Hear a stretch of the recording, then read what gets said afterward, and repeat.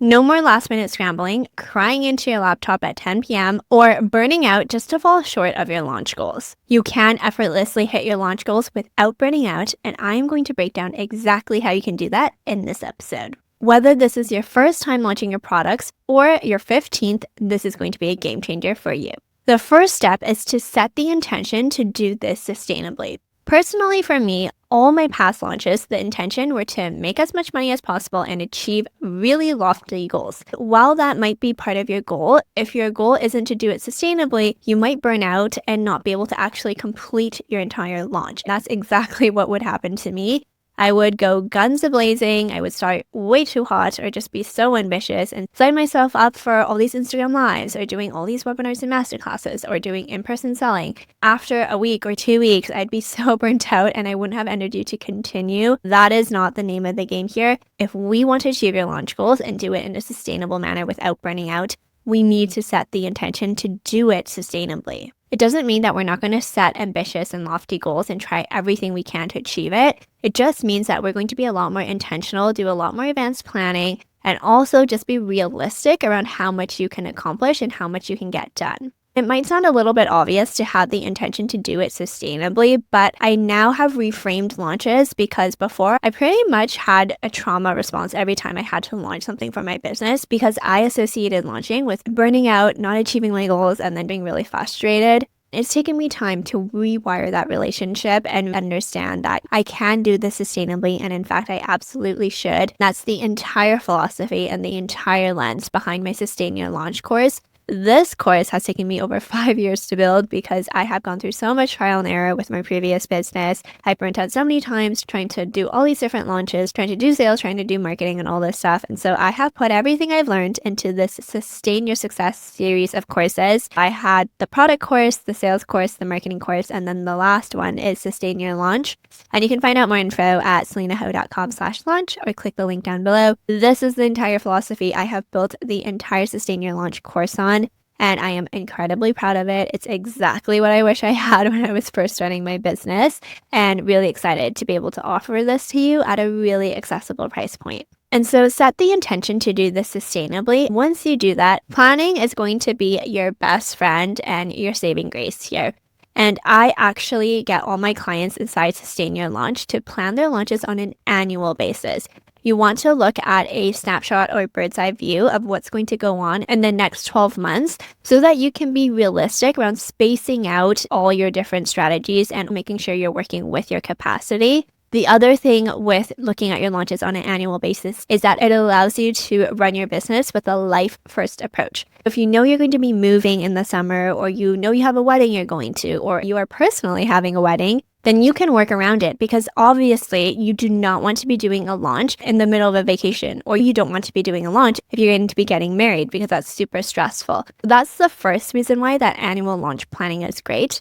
But also the annual launch planning is really helpful for your revenue forecasting as well. If you know you're going to be taking the summer off because you're going on holiday, then you will anticipate and also just pre-reconcile with yourself that you're likely not going to be making as much that summer, and that's okay because you planned for it.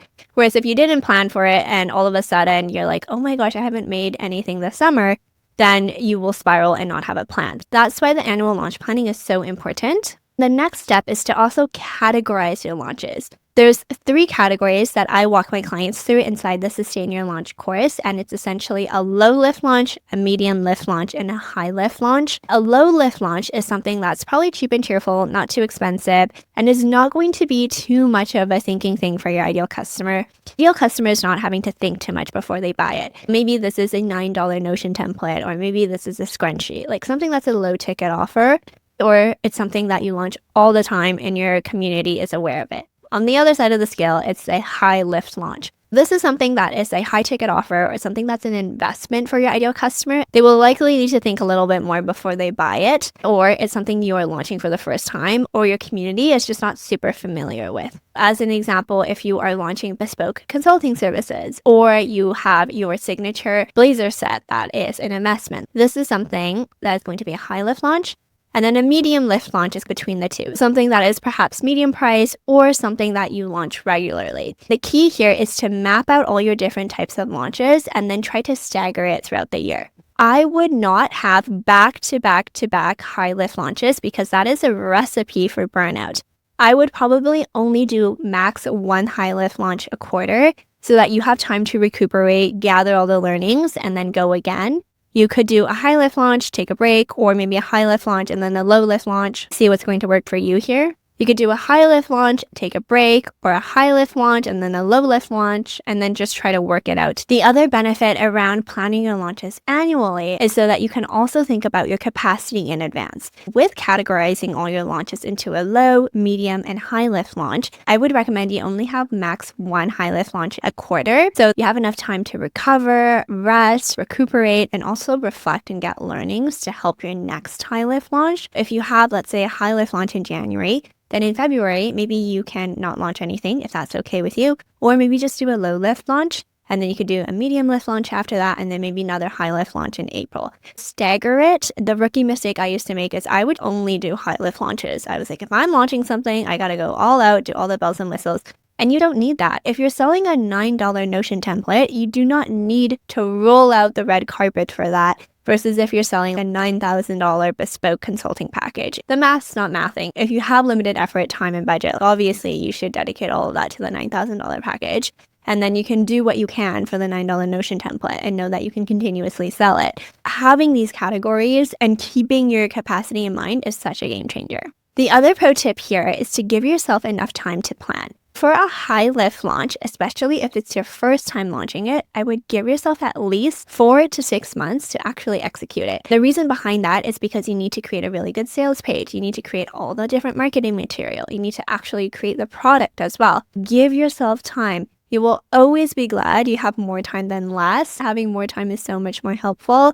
For a medium lift launch, maybe 2 to 3 months, and then for a low lift launch, maybe 1 to 2 months. That advanced planning really helps you on all fronts. It helps you to really embrace life first business, where you're working your business around your life, but also it allows you to help with seasonality and forecasting. Of course, from an executional perspective, you're also not going to be burning out all the time because you're being strategic with your low, medium, and high lift launches and making sure you have adequate enough time to plan and prepare. With all the planning, I hold your hand through it inside Sustain Your Launch. There's an entire Notion dashboard to help plan your launches on an annual basis and hold your hand through all of it, as well as checklists, so you don't miss a thing and you don't need to worry about that.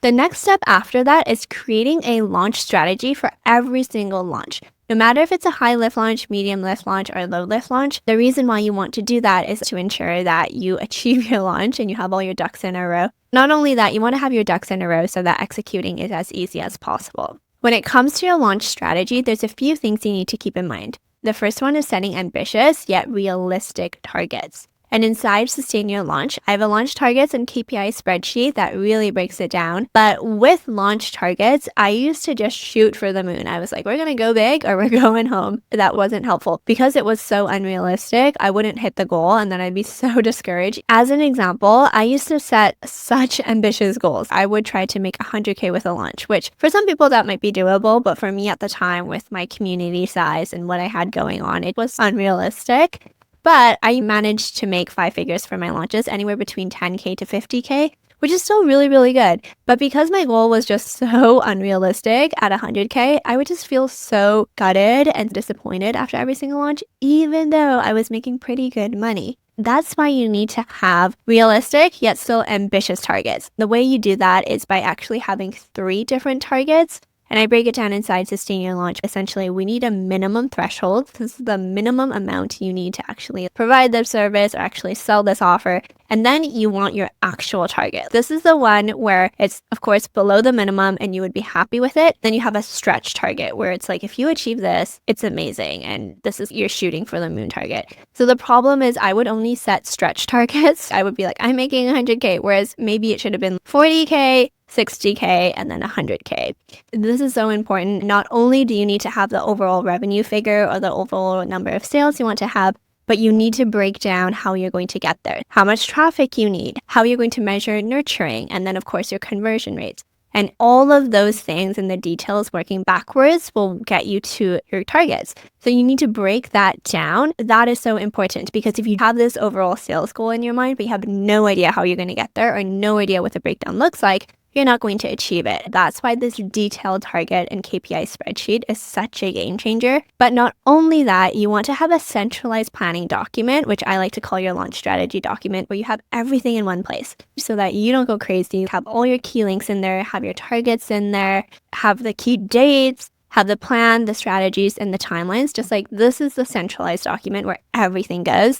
I have a template inside Sustain Your Launch that I give my clients. This is so important because before, when I used to do launches, I would have my target spreadsheet, I would have the marketing materials, I would have the dates on my calendar, and it would all be everywhere. And when you're in launch mode and you're kind of frazzled already, the last thing you need to do is just have documents flying around everywhere, especially as you bring on contractors and team members. It is so important once you have a team and contractors to have it in one place.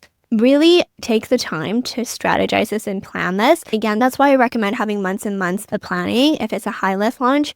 And then even if it's a low lift launch, giving yourself a couple weeks to be able to plan this out and then execute it. I do want to deep dive into the specific parts of the launch strategy and of the centralized launch document and what you should have in there. One of the biggest game changers that I incorporated, and I also get my clients to incorporate, is something I like to call launch pivots. Inevitably, something is going to go wrong during your launch. It is not going to go 100% according to plan. In my 5+ years of launching, that has never happened. And also witnessing all of my clients' launches, that has also never happened as well. As a result of that, you need to plan for it and to plan to pivot. With the launch targets KPI spreadsheet, where I have listed out how much traffic you need, how you're going to be measuring nurturing and your conversion rates, we have all the targets. But inevitably, like I mentioned, something's going to go awry and you're not going to hit one or more of those targets. That's why you need to create pivots for every single one. What are you going to do if you don't get enough traffic? What are you going to do if it seems like your audience isn't warmed up or nurtured enough? What are you going to do if it seems like it's not converting and your conversion rate is just down the toilet? What are you going to do if your conversion rate is just not where it needs to be? You need to take into account all of these things and provide pivots for it. Not only do you need to come up with ideas, you need to come up with short-term wins because your launch is likely 2 weeks to a month. So 1 weekend, if you're finding that you're not getting enough traffic, but you book yourself a podcast interview that's not happening until months and months later, that's not going to help you for this specific launch.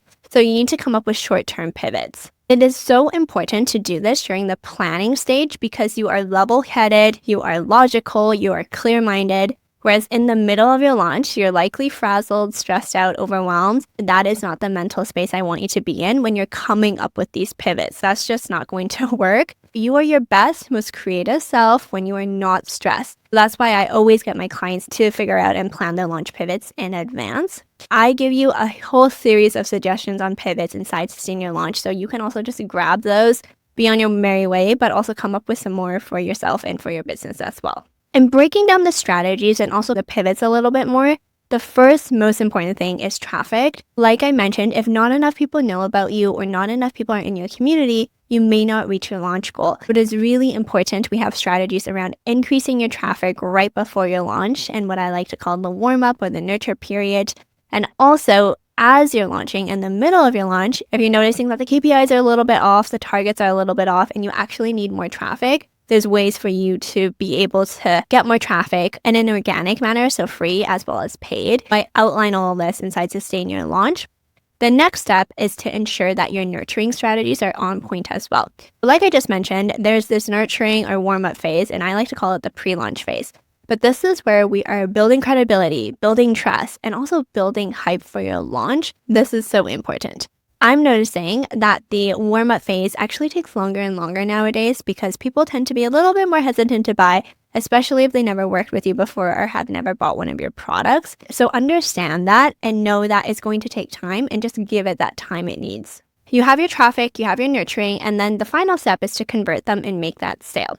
Inside Sustain Your Launch, I have ideas on how you can increase your conversion and keep the conversion high throughout your entire launch window. If you're launching over 2 weeks or a month, it's important that you don't just get sales on the first day and then the last day, which is typically what happens, but also so stressful because in the middle of your launch, you're like, oh my gosh, is this working? What's going on? There's things we can do to prevent people from procrastinating and to nudge people along. I talk all about that in Sustain Your Launch and I help you execute it. And then, of course, throughout all of this, your content is so important. Your content is what is going to drive traffic to your business, is what's going to nurture your audience, and then, of course, convert them as well. But the key with content is to make sure you're planning it in advance. Because if you're going to up the content in terms of email newsletters, in terms of Instagram posts and TikToks and podcast episodes or YouTube videos, it takes a lot of time to execute. That's why also planning in advance is going to be your saving grace and it's going to be so much more helpful. Also with your content too, you can figure out how you want to do it so that during the pre-launch phase, it builds credibility. You retell your story, you share the behind the scenes, all that stuff to really warm people up. During the actual launch phase, it's a lot of sharing testimonials, results, showing how this works, answering questions. Also, post-launch, that's something to think about too. I think a rookie mistake people make is they'll do the pre-launch potentially. Sometimes people skip it, which is a huge mistake. But during the launch, they will go pedal to the metal, they will burn out, and then they will work with their new clients and they completely ghost their community. That is such a mistake. Because if you are only posting content when you are launching something, when you are selling something, and when you want something from your audience, that will leave an icky taste in people's mouths. People won't really like that. So you want to make sure you plan for post-launch too. And so inside Sustain Your Launch, I always recommend to my clients to actually batch some content post-launch that will nurture and warm the audience back up again, because you will likely be too tired to create that content coming out of a launch. But to make sure you're not ghosting your audience, just batch it in advance.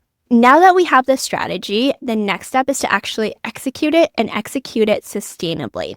Inside Sustain Your Launch, I have an entire checklist for high lift launches, medium lift launches, and low lift launches to ensure you don't miss a thing and nothing falls through the cracks. I also have a timeline as to when you should do certain things so that you're not burning out, and we've spaced things out. I've really handheld you through this. This also allows you to ensure that there's enough time being spent on all these things so it's done well. That's the key to executing sustainably. Planning in advance, giving yourself enough time to do it, and also staying organized so you don't feel frazzled and stressed out and overwhelmed. You know where everything is, you know what the plan is, and you just have to execute. The other thing to help ensure you are executing sustainably is to implement what I like to call a launch-specific self-care menu. I like to create a self-care menu for myself to ensure I'm not burning out. Similar to the low lift, medium lift, and high lift launches, I do the exact same thing for my self-care. I have low lift things that are free and easy to do, such as taking a walk outside, sleeping more, eating healthier, taking a bath, doing a face mask, all those things. And then I have more medium things where maybe it costs some money or requires more time, but maybe it's like a 1-hour meditation session at home. Maybe it's going to a meditation class. Maybe it's going to a yoga class. Maybe it's going and doing a facial. And then I have high lift self-care things where it's a weekend retreat, a weekend staycation, a vacation, something like that. I have those kind of things regularly, but then when it comes to launch, I have a launch specific one too, where I really up the self-care. Think of yourself as an athlete. You are essentially training for the Olympics, let's say. So you need to take care of yourself. You need to make sure you're sleeping enough, you're nourishing your body the right way, and doing all these things so you can show up for your launch in the right manner. And it is about being preventative versus reactive. That's the strategy and the execution for your launch, but your work is not done when your launch is done. You actually want to think about the post-launch part too. And that is a rookie mistake people make. And I cover how you can do that inside Sustain Your Launch. Essentially, throughout the entire launch, every single day, you want to record your learnings, your takeaways, your results, all those things, and put it into your post-mortem document or your post-launch summary document so that every single launch gets better and better. Also, so that you don't have to start from scratch, because you're likely going to continue to sell the same products and offers. If this is your first time doing it, it's going to be the highest lift. But how you make it easier and easier each time is to document your learnings, document your findings, document your results so that you don't have to start from scratch every single time. The other thing, like I mentioned, is just making maybe 2 to 3 weeks worth of content that is batched and ready to go so that you can focus on welcoming your new clients, working with them, sending them product, whatever that is, and you can also rest and recuperate. This is a high-level overview of how you can do launches more sustainably. It's exactly what I wish I had back when I was launching and building my business. And it is amazing now to have reframed my relationship with launching because, like I mentioned, I used to be so traumatized by launching, which I know sounds ridiculous, but I would get so anxious, overwhelmed, and stressed out every time I had to launch something from my business. And it just wasn't healthy because I needed to launch to make money, but I just was so afraid of it because I just knew deep down I would burn out and it would be awful. Now to be at a place where I'm excited to launch and I welcome launching, and launching is a really sustainable way for me to make additional income. It's amazing. That's why I put together Sustain Your Launch. I've not seen something like this on the market where it really takes you through the lens of sustainability and making sure that it works for you and not just your business. I'm incredibly proud. If you want to check out the entire ecosystem, you can do so at selenaho.com/SYS. But if you just want the Sustain Your Launch course, you can check it out at selenaho.com/launch.